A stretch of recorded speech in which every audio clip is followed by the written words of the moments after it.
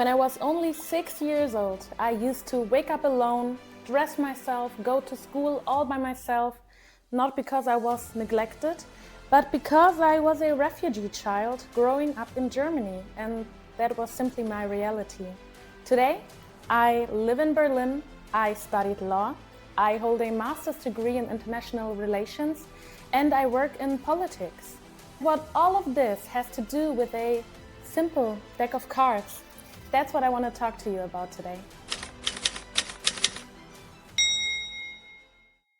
Hey guys, I'm Rainy. Thank you so much for clicking on this video. Today, I want to share my background and my story as a little refugee child growing up in Germany. This channel is not about me, you know. I really wanted to create this YouTube channel because I want to find people who are like me. People who grew up between cultures, people who know what it means to think about identity, resilience, and belonging. And I also want to share the number one lesson that I have learned through my background. So maybe this lesson can help you to forge your own path in life. So stay tuned. Okay, so as you may or may not know already, because I already said that in my previous videos, I was born in the DRC, the Democratic Republic of the Congo, in 1996. My mom and I fled from the Congo because of the war, and we found shelter in Germany. We lived in multiple refugee homes, and I truly believe that it must have been a really, really hard time for my mom. But as a little child, going to kindergarten and going to school later, it was actually like a really big family in those refugee homes, you know? Because even though there were people from multiple backgrounds, multiple cultures and religions, we all had one thing in common, and that was being new in a foreign country, in a foreign society, and having to find our own ways. Most of the refugee camps when I was living there were very similar. They were very simple and kind of like housing for poorer people here in Germany. There was one house where I have very vivid memories of because that was the house I lived in the longest time. It was a Soviet-style apartment block. In German, you would say Plattenbau. I'm going to show you some pictures so you kind of know what I'm referring to. So this was the kind of home I lived in. A lot of people, a lot of different families, a lot of floors. So picture my life as a little child in this kind of housing. After school, I often came home to an empty apartment because my mom had 3 jobs to keep us afloat. She was a cashier by day, a garden assistant in the mornings, and she also was a cleaner by night. The apartment was actually on the 10th floor. And when I was home alone, most of the time I just stood by the window and looked out. I looked down, I saw the people down there looking super small, like little dots walking on the concrete floor.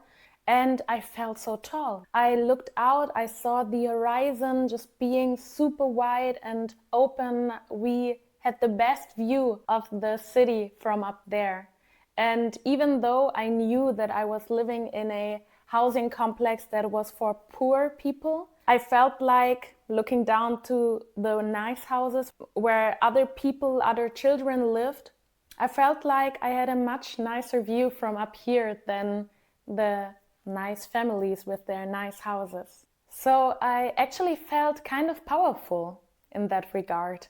And I remember very vividly how I always started to form this one dream. I just need to study hard enough. I need to become a good human being, be good in school, so my mom never has to work this hard again in her life for us to have a better life. And this dream kept me going for a very, very long time. I think I was 7 years old at that time of my big dream.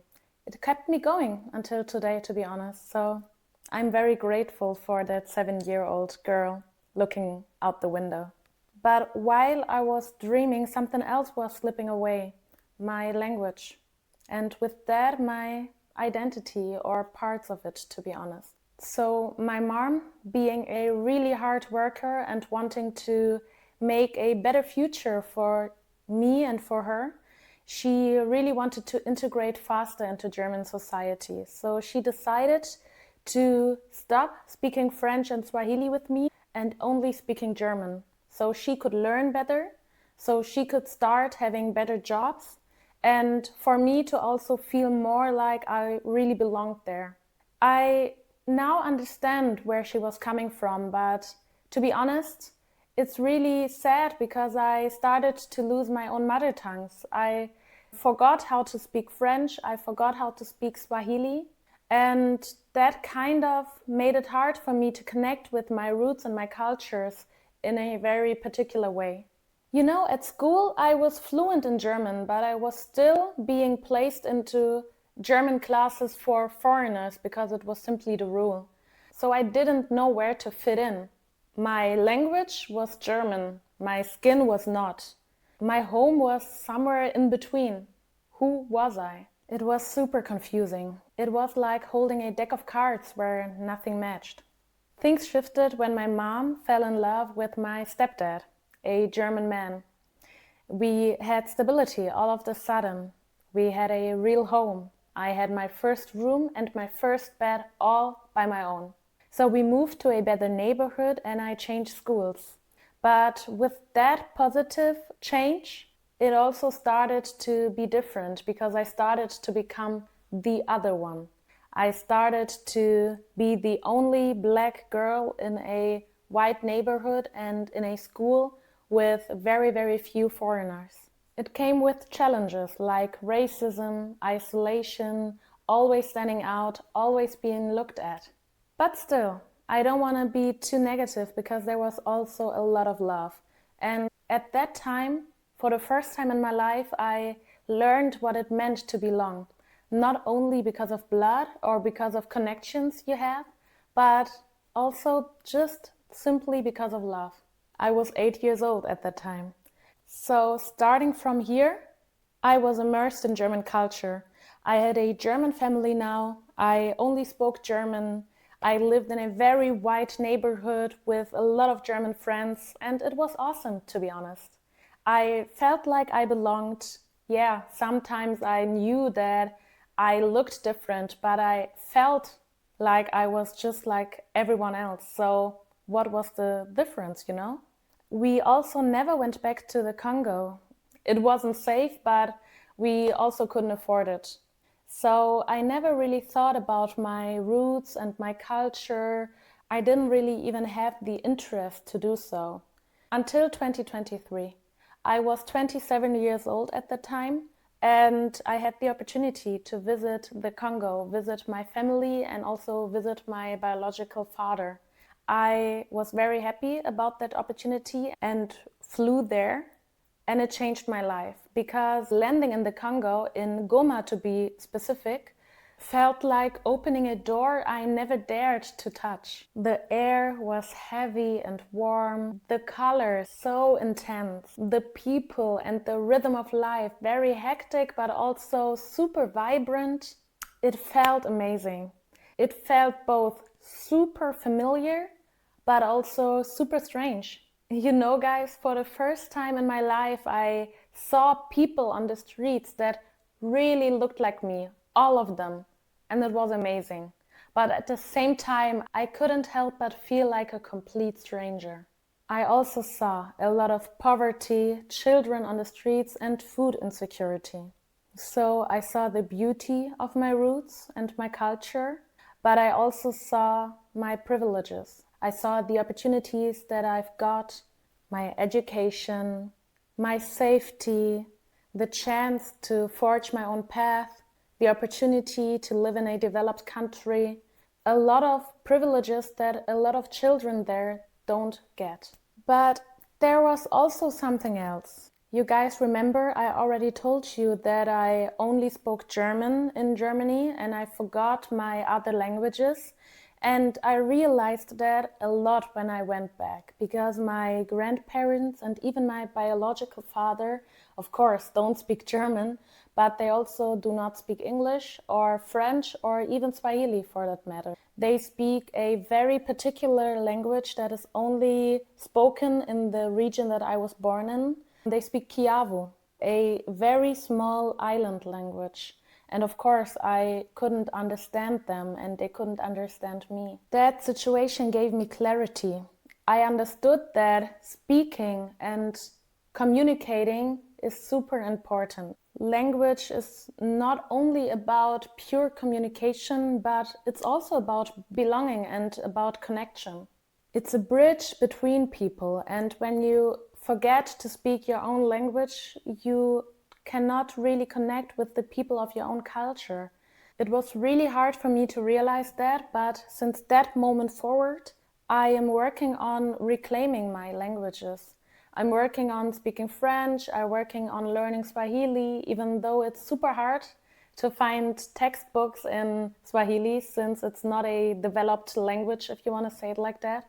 But I'm doing my best, and I think if you are in a similar situation, you should too, because you never know when you really want to connect with people from your own culture, and language is the perfect opportunity to do that.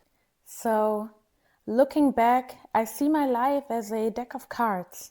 Being a refugee child, losing my languages, facing racism, those were the tough cards. But I also had others: my health, my education, my mom's strength, and later a family that embraced me. So here's the number one lesson that I have learned through all of this. Listen up. Life doesn't give you the perfect start. You do not choose your starting deck. Not even privileged people do, like Nepo babies, for example.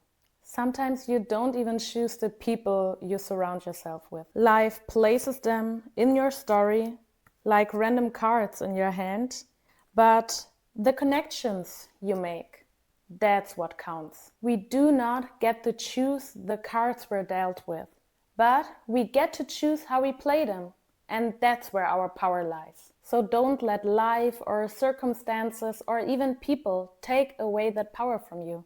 Be yourself, go your own way, find connections with people that get it, and please don't succumb a victim mentality, because we have the power to forge our own ways. Do that. So why am I telling you all of this? Because I really feel like we should connect with each other. If you feel like there are similarities in our stories, I would love for you to write them down and to let me know. I will answer, of course. And I also want this channel to be a place where we don't hide our stories, because they are not shameful, they are not embarrassing, they are actually very powerful. So connecting with each other is very important to me.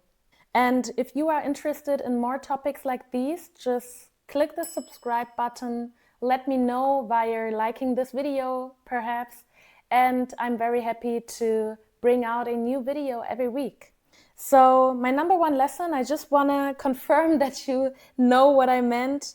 Life is not about what cards you got when you were little. It's about how you play them. So see you next week. Bye.